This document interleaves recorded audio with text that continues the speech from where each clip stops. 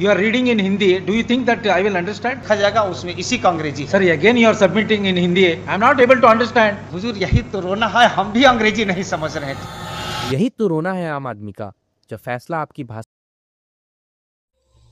আপনারা শুনলেন একজন জাজ হাইকোর্টের এবং একজন লয়ারের মধ্যে ল্যাঙ্গুয়েজ টাসল চলছে।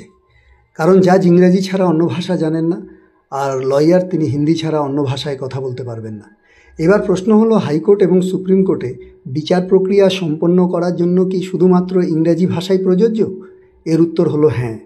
কারণ ভারতবর্ষের সংবিধানের 348 নম্বর ধারা অনুযায়ী হাইকোর্ট এবং সুপ্রিম কোর্টের বিচার প্রক্রিয়া শুধুমাত্র ইংরেজি ভাষাতেই সম্পন্ন হবে। কারণ হাইকোর্ট এবং সুপ্রিম কোর্টে জাজেরা বিভিন্ন রাজ্য থেকে আসেন এবং তাদের একটা ল্যাঙ্গুয়েজ প্রবলেম থাকে।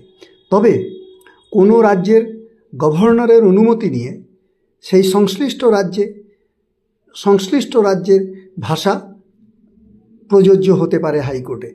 যেমন বিহার, উত্তরপ্রদেশ, রাজস্থান, মধ্যপ্রদেশে হিন্দি ভাষাতে বিচার প্রক্রিয়া সম্পন্ন হয়। আমাদের পশ্চিমবঙ্গের ক্ষেত্রেও সেটা হতে পারে। কলকাতা হাইকোর্টে ইংরেজি ভাষাই প্রযোজ্য। যদি পশ্চিমবঙ্গের গভর্নরের অনুমতি নিয়ে কলকাতা হাইকোর্টে বাংলা ভাষার প্রয়োগ করে, তাহলে কলকাতা হাইকোর্টেও বাংলা ভাষায় বিচার প্রক্রিয়া সম্পন্ন হতে পারে। কারণ সাধারণ মানুষ বুঝতেই পারে না তার বিরুদ্ধে বা পক্ষে কি রায় হচ্ছে, কিভাবে বিচার প্রক্রিয়া সম্পন্ন হচ্ছে।